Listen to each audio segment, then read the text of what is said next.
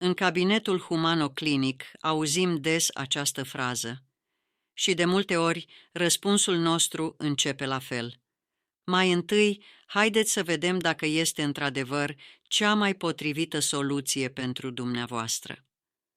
Tratamentul cu laser este o opțiune modernă și eficientă în multe situații, însă nu este recomandat automat tuturor pacienților.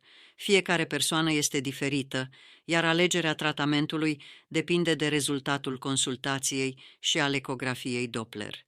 Uneori, medicul poate recomanda monitorizarea, alteori un alt tip de tratament, iar în multe cazuri, laserul poate fi soluția potrivită. Important este ca decizia să fie luată pe baza unui diagnostic corect, nu a presupunerilor. La Humano Clinic nu tratăm toți pacienții la fel.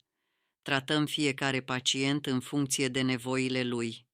Dacă vrei să afli care este cea mai potrivită opțiune în cazul tău, programează o consultație la Humano Clinic.